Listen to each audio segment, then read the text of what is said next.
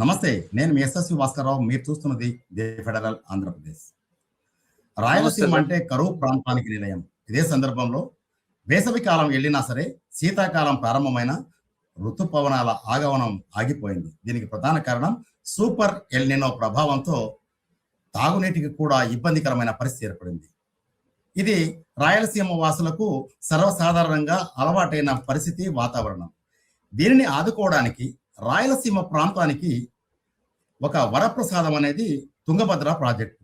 ఈ ప్రాజెక్టుకు సంబంధించి 2 కాలువల నుంచి నీరు విడుదల చేస్తే అది సాగునీటికి, తాగునీటికి ఉపయోగించుకునే విధంగా కర్ణాటక అంటే హొస్పేట సమీపంలో తుంగభద్ర డ్యాం నుంచి కర్నూలు, కడప, అనంతపురం జిల్లాలకు సాగునీరు అందించేది.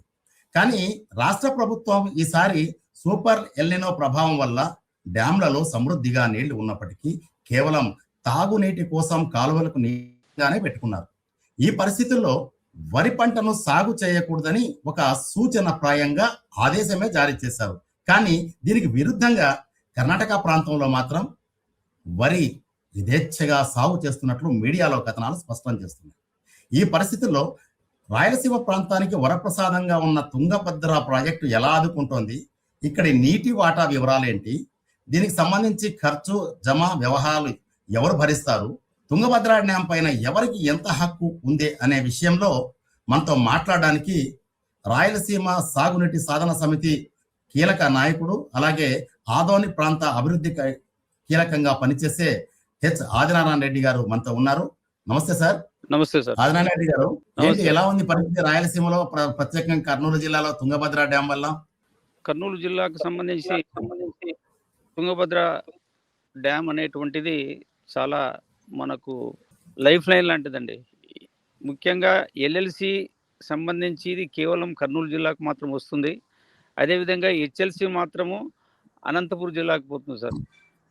ఈ ప్రాజెక్టుకు ఎడమవైపు ఉండే కాలువ మొత్తం కర్ణాటక ప్రాంతానికే నీటి సరఫరా చేస్తే, కుడి పక్క ఉన్నటువంటి 2 కాలువలు హెచ్ఎల్సి వచ్చేసి అనంతపురం జిల్లా, బళ్ళారి జిల్లా, అదేవిధంగా ఈ ఎల్ఎల్సి వచ్చేసి బళ్ళారి జిల్లా, కర్నూలు జిల్లాకు సంబంధించినటువంటి ఆలూరు, ఆదోని, ఎమ్మినూరు, మంతాలయం, కోడుమూరు ఈ 5 వర్గాలకు కూడా ఈ నీటి యొక్క సదుపాయం ఉంది. కానీ ఈ ఎల్నినో నేపథ్యంలో ఏమైందంటే, ప్రతి సంవత్సరం మాదిరి కూడా డ్యాముకు నీళ్లు రాకపోవడంతో దాన్ని ఎటువంటి నిర్ణయం తీసుకోకుండా అలాగే పెట్టారు. కానీ పైన తుంగ, భద్ర అనే 2 డ్యాములు ఉన్నాయి. ఆ 2 డ్యాములు నిండిన తర్వాత మనకు వరద ప్రవాహం పెరగడంతో క్రమక్రమంగా నీటి సామర్థ్యం పెరిగింది. ముఖ్యంగా ఈ ప్రాజెక్టు యొక్క సామర్థ్యం 130 టీఎంసీలు. కానీ పూడికతో ఇప్పుడు 102 టీఎంసీలకు అది కుదింపబడింది. ఈ నేపథ్యంలో 60 టీఎంసీలు వచ్చిన తర్వాత కొంచెం రైతులంతా కూడా ఆశాజనకంగా ఉన్న పరిస్థితుల్లో ఈ నెల 11వ తేదీన హొస్పేట్ డ్యాంలో ఒక సమావేశం జరిగింది. ఆ సమావేశానికి కేవలం కర్ణాటక సంబంధించినటువంటి ఇరిగేషన్ మంత్రి, స్థానిక శాసనసభ్యులు పోయి వాళ్ళు కోటా ప్రకారము మాకు నీళ్లు ఏమున్నాయో వాటిని 90 రోజులు వదలమని చెప్పేసి ఒత్తిడి చేసి 90 రోజులు నీళ్లు మాత్రం వాళ్ళు కోరడం జరిగింది. దాని ప్రకారం వెంటనే మరుసటి రోజే వాళ్లకు నీళ్లు వదిలినారు. అదేవిధంగా ఈ కుడిపక్కున్నట్టు ఎల్ఎల్సి కూడా 650 క్యూసెక్లు కర్ణాటక రైతుల కోసం అని చెప్పేసి వదలడం జరిగింది. ఇక్కడ ఒక చిక్కుముడి వచ్చింది. 150 కిలోమీటర్ల వద్ద కర్ణాటక రైతులు ఆ వచ్చేటువంటి నీటికి మొత్తం ఇసుకలతో గోడ నిర్మించి నీళ్లు కిందికి తాగడానికి కూడా రాకుండా చేసిన పరిస్థితి. అదే మొన్నటిదాకా అట్లే ఉంది. ఈరోజు పరిస్థితి తాజాగా తెలియదు. కానీ ఇది చాలా దురదృష్టకరము. ఎందుకంటే ఈ డ్యాము నిర్వహణ వచ్చేసి ఖచ్చితంగా తుంగభద్ర బోర్డు వాళ్ళు నిర్వహించాల్సిన కర్తవ్యం. ఇటు ఆంధ్ర, కర్ణాటక, ప్రస్తుతానికి తెలంగాణ కూడా, ఎందుకంటే ఆర్డిఎస్ కూడా దీని నుంచే నీళ్లు రావాలా తుంగభద్ర డ్యామ్ తర్వాత కింద. కాబట్టి ఈ 3 రాష్ట్రాలకు సంబంధించి నిర్ణయం తీసుకోవాలా.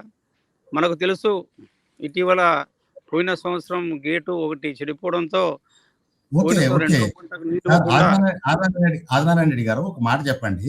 ఇప్పుడు వెల్లెనో ప్రభావం వల్ల పూర్తి స్థాయిలో నీటిని అంటే పంటలకు ఆపండి వరి పంటని అని చెప్పి రాష్ట్ర ప్రభుత్వం సూచన చేసింది. కానీ కర్ణాటకలో మాత్రం వాళ్ళ వాటా ప్రకారం 60% తీసుకొని అక్కడ పంటలు సాగు చేస్తున్నారు. దీన్ని ఎట్లా అర్థం చేసుకోవాలి? అక్కడ కూడా వరి లేదు సార్. అక్కడ కూడా వరి వేయొద్దనే చెప్పినారు. అక్కడ వరి వేయొద్దని చెప్పినారు. కాబట్టి 90 రోజులకే నీళ్ళు అడిగినారు. ఆ 90 రోజుల్లో మేము ముందే నారు పూసుకున్నాము. కాబట్టి 90 రోజుల్లో మా నీళ్ళు పంట వచ్చేస్తుందనే ఉద్దేశంతోనే వాళ్ళు నాటు వేసుకుని చెప్తున్నారు వాళ్ళు. 90 రోజుల్లో మాకు వచ్చేస్తుంది పంట చేతికి. మేము ముందే నార్లు పోసుకున్నాము. వెంటనే నాటేసేస్తాం అనేటువంటి ఒక ఆర్గ్యుమెంట్‌తో వాళ్ళు దానికి పోయినారు. తుంగభద్ర నుంచి ఎల్ఎల్సికి కాలువకు ఇప్పుడు మీకు ఎంత నీరు అవసరమో, ఎంత వదులుతున్నారు? దీనివల్ల ఎంత మేరకు పంటల విస్తీర్ణం తగ్గిపోయింది అనేది చెప్పగలరా? ఎల్ఎల్సి కింద ఇప్పుడు టోటల్‌గా పంటలే వేయలేదు సార్. ఇప్పుడు మన ఆంధ్ర ప్రాంతంలో టోటల్‌గా ఇంతవరకు ఏమి పంటలు వేయలేదు. కొంతమంది నార్లు ఎంత పోసుకొని ఉంటుంది ఎదురు సార్? చూస్తున్నారు తప్ప ఇంతవరకు ఏమి వేయలేదు అసలు. టోటల్‌గా మొత్తం 700 క్యూసెక్ సంబంధించి 30,000 రబీలో సాగు కావాల్సినటువంటి 30, 40,000 ఎకరాలకు ఎటువంటి నీరు లేదు ఇప్పుడు. 40,000 ఎకరాలకు. దాన్ని నిన్ననే తాజా వార్త సార్. ఈరోజు 650 క్యూసెక్ ఆంధ్రాకు కూడా నీరు వదులుతారు ఎల్ఎల్సికి అనేటువంటిది సమీక్షా సమావేశం నిన్న నిర్వహించడం జరిగింది విజయవాడలో. జలవనరుల శాఖ మంత్రి నిమ్మల రామనాయుడు గారి కార్యాలయంలో ఈ ప్రాంతం శాసనసభ్యులు ఇన్ఛార్జీలంతా పోవడం జరిగింది. మళ్ళీ ఈ నిర్ణయం తీసుకుంటే మనకు ఎల్ఎల్సి కూడా ఈ 90 రోజులు నీళ్ళు ఇచ్చే అవకాశం ఉంది అని చెప్పేసి రైతులు ఎదురు చూస్తున్నారు సార్. మొన్నటిదాకా లేనిది నిన్నటి నుంచి వదులుతామని చెప్పినారు. ఇప్పుడు హెచ్ఎల్సికి సంబంధించి బళ్ళారి నుంచి మనకి కింది పక్కకి నీళ్లు రావాలి, అనంతపురం జిల్లాలోకి ప్రవహిస్తాయి. కానీ ప్రస్తుతం ఉండే పరిస్థితిలో 3.75 అడుగులు మాత్రమే ఉంది. దీన్ని 4.5 అడుగులు ప్రవహించే విధంగా నీళ్లు వదలాలని చెప్పి బళ్ళారి వాళ్ళు కూడా అక్కడ ధర్నాలు రాస్తారోకోలు చేస్తున్నారు. అంటే ఇప్పుడు వస్తాండే ప్రవాహము ఏ మేరకు అనంతపురం జిల్లాకి అంటే హెచ్ఎల్సికి న్యాయం జరుగుతుంది? హెచ్ఎల్సి విషయంలో నాకైతే పూర్తి అవగాహన లేదు సార్. ఎల్ఎల్సి వరకు నేను చెప్పగలను. బట్ హెచ్ఎల్సిలో కూడా వాళ్ళకు కూడా పంటలకు ఇవ్వలేదు. ఓన్లీ త్రాగునీరుకే పోతా ఉంది. ఎందుకంటే అక్కడ ఇంకోటి ఉంది, హెచ్ఎల్సిలో మిడ్ పెన్నార్ ప్రాజెక్ట్ ఉంది. అది కేవలం డ్రింకింగ్ వాటర్కు స్టోరేజ్, ముఖ్యంగా అనంతపురం టౌన్కు దానికి కూడా నీటి నిల్వ కాబట్టి దానికి కంప్లీట్ అక్కడే స్టోర్ చేస్తున్నాం. మిడ్ పెన్నార్, అది పెన్నార్ నది మీద ఒక చిన్న ప్రాజెక్ట్ కట్టినారు. దానికి హెచ్ఎల్సి ఫీడింగ్ ఉంది. ఈసారి పెన్నాకు వరదలు లేనందుకు కంప్లీట్ ఈ నీరే స్టాక్ చేస్తున్నారు. అనంతపురం జిల్లాలో కూడా ఇంతవరకు పంటకు ఏమీ అడగలేదు, ఇవ్వలేదు. కాకపోతే అదే హెచ్ఎల్సిలో మళ్ళీ బళ్ళారి ప్రాంతంలో మాత్రం సాగు చేసుకుంటున్నారు. ఎటు వచ్చేసారి కర్ణాటక రైతులు సాగు చేసుకుంటున్నారు. ఇప్పుడు ఎల్ఎల్సి రైతులకు నిన్న నుంచి ఒక ఆశ ఉంది. మళ్ళీ దీంతో పాటు హెచ్ఎల్సి కూడా ఇవ్వచ్చు. ఎల్ఎల్సిలో నీళ్ళు ఇచ్చే అవకాశం అయితే కనబడుతున్నాయి సార్. ఈ రోజు రేపట్లో వార్త రావచ్చు. కానీ మీరు ఎల్ఎల్సికి నీళ్లు ఇవ్వకపోతే రానున్న ఎలక్షన్లు కూడా బాయ్కాట్ చేస్తామని గట్టి హెచ్చరిక జారీ చేసినట్టున్నారు. అవును సార్ 100%. ఎందుకంటే మా బాధ ఇప్పుడు ఆ విషయం ఏంటో కాస్త స్పష్టంగా చెప్తారా? ఆంధ్ర కర్ణాటక 2 గ్రామాలు కూడా పక్క ఉన్నాయి సార్ బార్డర్ లో. ఇప్పుడు ఒకసారి కర్ణాటక నుంచి ఆంధ్రలోకి వస్తాయి, ఆంధ్ర నుంచి కర్ణాటక, మళ్ళీ ఆంధ్ర నుంచి మళ్ళీ కర్ణాటక. ఈ రకంగా 145 కిలోమీటర్ల నుంచి 250 కిలోమీటర్లకు దాదాపు 90 కిలోమీటర్లు తుంగభద్ర బ్రోడ్ ఆధీనంలో ఉంది. కాబట్టి మేము కోరేది ఏమంటే ఆ కర్ణాటక రైతు సోదరులతో పాటు ఈ మధ్యలో ఉన్నటువంటి అంటే WA 1 నుంచి 7 వరకు సార్ సాగునీటి సంఘాలు ఉన్నాయి. ఈ 7 సాగునీటి సంఘాల పరిధిలోని గ్రామాలకు కూడా అదే 90 రోజుల నీటి వసతి కలిగిస్తే ఎవరు కూడా ఒకరు కూడా సోదర భావంతో మెలుగుతారు. లేకుంటే ఖచ్చితంగా కర్ణాటక ఆంధ్ర వాళ్లకు గొడవలు ఏర్పడేటువంటి ప్రమాదం కూడా ఉందనేటువంటిది కొత్తగా వచ్చేటువంటి ప్రమాదం ఉంది సార్. అంటే కర్ణాటకతో అనంతపురం జిల్లా, కర్నూలు జిల్లా చాలా అనుసంధానమై ఉంటుంది. ఈ ప్రాంత ప్రజలతో గాని రైతులతో గాని మీకు మంచి సత్సంబంధాలు ఉన్నాయి. అయితే ఈ నీటి యుద్ధం అనేది ప్రారంభమైతే ఎలా ఉండబోతుంది పరిస్థితి? సార్ ఖచ్చితంగా రైతుల మధ్యలో అపోహలు కుదిరి నన్నట్టయితే కర్ణాటకలో ఇప్పుడు ఎట్లయితే తమిళనాడుతో ఉన్నటువంటి కావేరీ జల వివాదం ఉందో ఆ కావేరీ జల వివాదం మాదిరి తయారైనా ఆశ్చర్యపోనక్కర్లేదు. ఎందుకంటే ఎల్లినో యొక్క ప్రభావం అంత తీవ్రంగా ఉంది కాబట్టి ఈ 90 రోజులు నీళ్ళు ఇచ్చిన తర్వాత కూడా ఇప్పుడు ఉదాహరణకు ఈరోజు అప్పుడే 12,000 క్యూసెక్లు పడిపోయింది తాజా పరిస్థితి. మొన్న 16 12,000 ఉంది. ఇంకా 4 రోజులు పోతే 8,000 క్యూసెక్లు వచ్చిందంటే ఈ 90 రోజుల తర్వాత నీళ్లు ఇంకా ఉండే అవకాశం కూడా ఉండదు.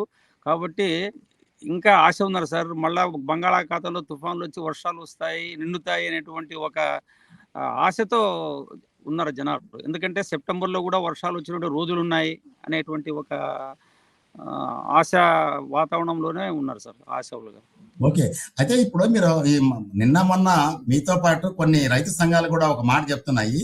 రాష్ట్ర ప్రభుత్వం సూచన చేయొచ్చు కానీ తుంగభద్ర డ్యామ్ లో సమృద్ధిగా నీళ్లు ఉన్నా తుంగభద్ర బోర్డు ఎందుకు నిర్ణయం తీసుకోలేకపోతుంది? స్వతంత్రంగా నిర్ణయం తీసుకునే అధికారం వాళ్ళకు ఉన్నప్పుడు పరిస్థితిని ఎందుకు అంచనా వేసి ఎల్ఎల్సికి నీళ్లు విడుదలలో జాప్యం చేస్తున్నారనే మాట వచ్చింది. దీనిపైన మీ రియాక్షన్ ఏంటి? సార్, తుంగభద్ర బోర్డుకు స్వతంత్ర నిర్ణయం లేదు సార్. వీళ్ళిద్దరూ అడిగిన దాని మీద వాళ్ళు బేరీజు వేసుకుని వదలాల. కాబట్టి వాళ్ళు చేసిన పొరపాటు మేము అనుకునేది ఏమిటంటే, ఎప్పుడైతే కర్ణాటక వాళ్ళు అడిగినారో కర్ణాటక వాళ్లకు నీళ్లు ఇవ్వడం సాధ్యం కాదనేటువంటి ఒక పరిస్థితిని అంచనా వేయలేకుండా వాళ్ళు 650 క్యూసెక్లు వదలడం అనేటువంటిది ఇప్పుడు ఈ ఒక జల జగడానికి నాంది అయింది సార్.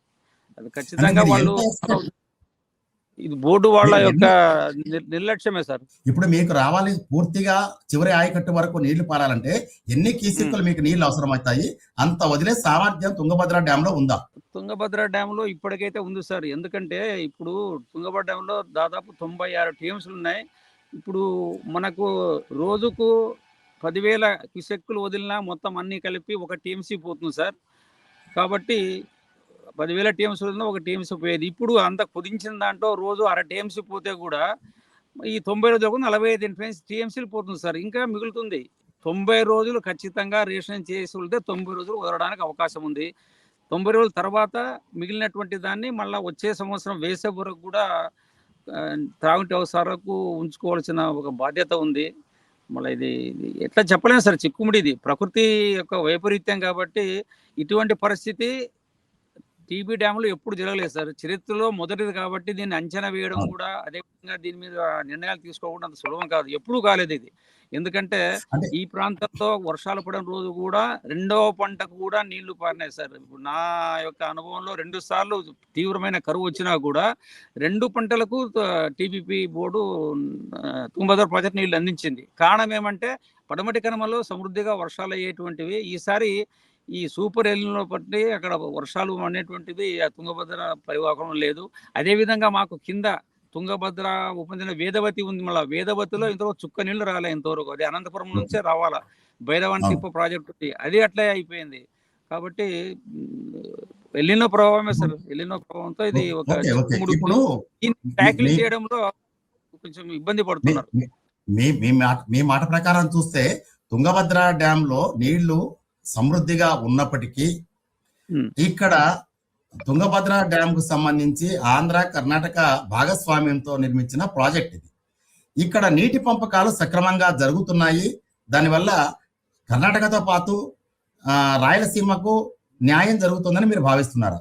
అంటే వాటాల పంపిణీలో నీటిని విడుదల చేయడంలో కూడా కరెక్ట్ అయిన పద్ధతిని అనుసరిస్తున్నారా? అంటే అక్కడ నియమ నిబంధనల ప్రకారం ఇంతకు ముందు అయితే సార్ 1800 క్యూసెక్ వదులుతారు సార్. అక్కడ మామూలుగా బాగుంటే 1800 క్యూసెక్కులు అక్కడ వదిలితే మనకి ఇక్కడ ఆంధ్ర బార్డర్లో నేను చెప్పాను కదా 250 కిలోమీటర్ల దగ్గర యాక్చువల్గా 700 రావాలా మాకు, కానీ ఒక 500 దాకా వస్తుంది. 700 క్యూసెక్లు మాకు డిజైన్ డిశ్చార్జ్, కానీ 500 రిలీజ్. అక్కడ 1800 వదిలితే అంటే దాని అర్థం ఏమంటే మధ్యలో 1300 క్యూసెక్లు ఆంధ్ర బార్డర్ వరకు పోతాయి. ఇప్పుడు మేము కోరేది అయితే 650 క్యూసెక్లు ఇప్పుడు కర్ణాటక వదిలితే, ఇంకా 650 వదిలితే మాత్రము ఆంధ్ర బార్డర్ వరకు ఉన్న గ్రామాలకు నీటి వసతి వస్తుంది. కింది గ్రామాల సంగతి అనేటువంటిది ఇక్కడ ఉత్పన్నం కాదు. ఎందుకంటే అందరికి వదలాలంటే మాత్రం కాదు, అది ఇంపాసిబుల్. ఎందుకంటే 1800 క్యూసెక్ వదిలితే ఇంకా ఎక్కడ సార్ కాదు. కాబట్టి ఇప్పుడు కూడా 650 క్యూసెక్లకే నిర్ణయం తీసుకున్నారు. నిమ్మల రామానాయుడు అని నిర్ణయం తీసుకోలేదు. ఆయన కూడా ప్రకటన చేశాడు. ఏమనంటే ముఖ్యమంత్రితో మాట్లాడి ఈ రోజు ప్రకటిస్తామన్నారు. అందరూ వేచి చూస్తున్నారు. చాలా టెన్షన్ గా ఉంది సార్ ఇక్కడ పరిస్థితి. అంటే ఇప్పుడు హెచ్ఎల్సి పరిధిలో కూడా సార్ 189 కిలోమీటర్ల పరిధి విస్తరణలో ఉంటే 105 కిలోమీటర్లు కర్ణాటక ప్రాంతంలోనే ఉంది. కానీ 1290 క్యూసెక్కుల నీరు విడుదల చేయాలంటే కర్ణాటకలో కూడా వాళ్ళు వ్యవసాయ పంటలు అంటే ప్రధానంగా వరిగిరి సాగు చేస్తున్నారు. 16 టీఎంసీలు కేటాయిస్తే అంటే ఈ నీళ్లు కూడా వచ్చే ఏడాది జూలై వరకు తాగునీటికి మాత్రమే వాడాలనేది హెచ్ఎల్సి పరిధిలో వదిలిన కాలువ నీళ్లు చెరువులు నింపడానికే సరిపోతుంది. అంటే ఇక్కడ కూడా అదే మీ మీ మాదిరి పరిస్థితి ఉంది కదా అవును అనంతపురం జిల్లాలో కూడా? అవును సార్, హెచ్ఎల్సీలో కూడా అట్లే ఉంది సార్ పరిస్థితి. కానీ హెచ్ఎల్సీలో ఇంతవరకు హెచ్ఎల్సీలో కూడా పరిస్థితి అంతే ఉంది సార్. కానీ ఒకటి, హెచ్ఎల్సీకి ఎల్ఎల్సీకి ఉన్నటువంటి తేడా ఒకటి సార్. హెచ్ఎల్సీలో కర్ణాటక బార్డర్ తర్వాత మొత్తం ఆంధ్ర బార్డర్లోకి పోతుంది. ఇది చాలా పెక్కుతుంది సార్. ఇక క్షేత్రస్థాయిలో పరిశీలిస్తే అర్థమవుతుంది. ఒకసారి ఎల్ఎల్సీ 145 దగ్గర ఎంటర్ అయిన తర్వాత 2-3 సార్లు కర్ణాటక అంతా తిరుక్కుంటూ పోతుంది. అట్లా కాదు, కట్ ఆఫ్ పాయింట్ వచ్చేస్తుంది. హెచ్ఎల్సీలో కర్ణాటక దాటిన తర్వాత ఇంకా మొత్తం ఆంధ్రానే. ఇక్కడ అట్లా కాదు, ఆంధ్రాలో ఎంటర్ అయిన తర్వాత ఆంధ్ర, కర్ణాటక. అదే చెప్తున్నా కదా సార్, ఇది టీబీపీ ఎల్ఎల్సీకున్న ఒక ప్రత్యేకమైనటువంటి ఒక సమస్య. ఇది ఈ సమస్య చాలా ప్రత్యేకమైన సమస్య. ఇక్కడ ఒకటి గుర్తు చేస్తాను సార్ మీకు. గతంలో కోట్ల సూర్యప్రకాష్ రెడ్డి గారు తెలుగుదేశంలో చేరేటప్పుడు ఒక కండిషన్ పెట్టాడు 2019లో చంద్రబాబు గారికి. ఏమంటే ఈ నీటి చెరువు అడగడానికి పైప్ లైన్ వేయమన్నాడు. డైరెక్ట్గా ఆంధ్ర బార్డర్ వరకు పైప్ లైన్ వేయాలనేటువంటి కండిషన్ పెట్టాడు. అదేవిధంగా గుండెవెల ప్రాజెక్టు అడిగాడు. తర్వాత రాజోలి వండ ఇవన్నీ అడిగినాడు సార్. ఆ రోజు ప్రస్తుతం ఎమ్మెల్యేగా ఉన్నటువంటి మాజీ కేంద్ర మంత్రి ప్రకాష్ రెడ్డి గారు అడిగింది వాస్తవం. అది ఇంతవరకు కలగానే మిగిలింది సార్. ఎందుకంటే వాళ్ళ కాన్స్టిట్యున్సీ కోడుమూరుకు నీళ్లు ఎప్పటికీ పోవు, ఇప్పుడు పోవు. ఓకే, ఇప్పుడు ఎల్ఎల్సి పరిధిలో కర్నూలు జిల్లా పరిధిలో ఇప్పుడుండే పరిస్థితిలో ఎంత మేరకు పంటల విస్తీర్ణం తగ్గిపోయింది? దీనివల్ల ఎంత నష్టం జరగబోతోంది సార్? సార్ ఇప్పుడు 90% లేదు సార్. ఇప్పుడు ఈ రోజు వదలకపోతే 100% లేదు సార్. 40,000 ఎకరాలు పోయినట్టే. ఇంకా ఇప్పుడు అన్నిటికన్నా ముఖ్యంగా ఈవెన్ పశువులకు మేత కూడా సమస్య అవుతుంది సార్. పశువుల మేత కూడా ఉండే పశువులే అరకొర, ఆకు పశువులకు కూడా మేత లేకపోవడము, డైరీ అనిమల్స్కు మేత లేకపోవడము. తర్వాత కొంతమంది 1-2 చోట్ల ఇక్కడ తుంగభద్ర మీద ఇక్కడ చేపలు కూడా ఉన్నాయి, చేపల చెరువులు ఉన్నాయి యాక్చువల్గా. అంటే హొస్పేట నది వెంబడి అవి కూడా దెబ్బతింటాయి. ఎందుకంటే ఇప్పుడు దండికి అసలు నీళ్ళే లేవు. ఈ నష్టం అయితే చాలా అంచనాలకు మించే ఉండొచ్చు సార్. ఎందుకంటే ఈవెన్ చేపల ఉత్పత్తి కూడా తగ్గిపోతుంది. ఓకే, ఇప్పుడు కర్నూలు ప్రాంతంలో ప్రధానంగా కర్నూలు జిల్లాలో పడమటి ప్రాంతాలకి సంబంధించి ఎల్ఎల్సికి సమృద్ధిగా నీళ్లు విడుదల చేయని పక్షంలో మీ కార్యాచరణ ఏంటి? రైతు సంఘాలను ఏ విధంగా మీరు దీనిపైన ఉద్యమాలకు కానీ లేకుంటే ప్రభుత్వమైన ఒత్తిడి తేవడానికి ఎలాంటి ప్రయత్నాలు చేసే అవకాశం ఉంది సార్? ఇప్పుడు ప్రస్తుతానికైతే మేము ఒకటి సార్, కర్ణాటకకి మాత్రం ఇచ్చి మాకు ఇవ్వకపోతే ఎల్ఎల్సి కింద మేము మా గ్రామాలలో స్థానిక ఎన్నికలు వస్తున్నాయి కాబట్టి స్థానిక ఎన్నికల్లో బహిష్కరణకు మేము సంసిద్ధంగా మేము అంటున్నాము. కానీ ఇంకా ప్రతిపక్ష పార్టీలు ఇంకో రకంగా రావచ్చు. కానీ ఈరోజు వాతావరణం అయితే ఎట్లా ఉందంటే, ఎవరి నోట చూసినా ఇప్పుడు నీళ్లు వదలకపోతే కూటమి ప్రభుత్వానికి నూకలు చెల్లినటువంటి ఒక భావన మాత్రం ఉంది sir. It is true.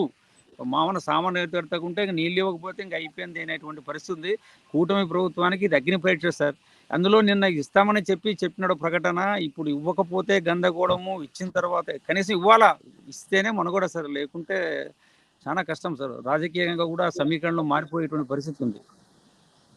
Okay, అంటే మొత్తానికి తుంగభద్ర జలాశయం నుంచి నీటి విడుదల అనేది రాజకీయంగా ప్రభుత్వానికి లేకుంటే ప్రతిపక్షాలకు ఒక అస్త్రంగా మారిపోతుంది. దీన్ని రాజకీయ అస్త్రంగానే చూస్తారా? రాజకీయ అస్త్రంగా చూడడం కాదు సార్, రాజకీయ అస్త్రంగా మారబోతుంది. చూడడం కాదు, రాజకీయ అస్త్రంగా మారబోతుంది, ఖచ్చితంగా మారుతుంది. Okay sir, thank you. ఇది తుంగభద్ర డ్యామ్ కు సంబంధించి దిగువ ప్రాంతానికి హెచ్ఎల్సి ఎల్ఎల్సికి నీటి విడుదలలో జరుగుతున్న వ్యవహారం. అంటే తుంగభద్ర డ్యామ్ నుంచి ఆంధ్రప్రదేశ్ కు రావాల్సిన వాటాలో సక్రమంగా తీసుకునే పరిస్థితి ఉన్నప్పటికీ డ్యామ్ లో సమృద్ధిగా నీటి నిల్వలు ఉన్నా ఎల్నినో ప్రభావం చూపించి ఈ కారణంగా నీటి విడుదల చేయకపోవడం వల్ల అనంతపురం జిల్లాలో అలాగే కర్నూలు జిల్లాలో దాదాపు 6-7 నియోజకవర్గాల్లో 50,000 ఎకరాలకు పైగానే బీడు భూములుగా మారిపోయి వలసలు వెళ్లే ప్రమాదం ఉందని ఆదినారాయణ రెడ్డి ఆందోళన వ్యక్తం చేస్తున్నారు. ఈ పరిస్థితి చక్కదిద్దడానికి రాష్ట్ర ప్రభుత్వం ఒక త్వరగా యుద్ధ ప్రాతిపదికన నిర్ణయం తీసుకోకుంటే రానున్న స్థానిక సంస్థల ఎన్నికలు కూడా బహిష్కరిస్తామని చెప్పని ఆదినారాయణ రెడ్డి హెచ్చరిస్తున్నారు. ఇది ఈ రోజు అంశం. మరో ఆసక్తికరమైన కథనంతో మళ్ళీ కలుద్దాం. Thank you very much Adinarayana Reddy గారు. Thank you sir, thank you so much. మీరు మాతో కలిసినందుకు మీకు ధన్యవాదాలు. మళ్ళీ కలుద్దాం, మరో అంశం పైన మళ్ళీ మాట్లాడదాం. Thank you very much.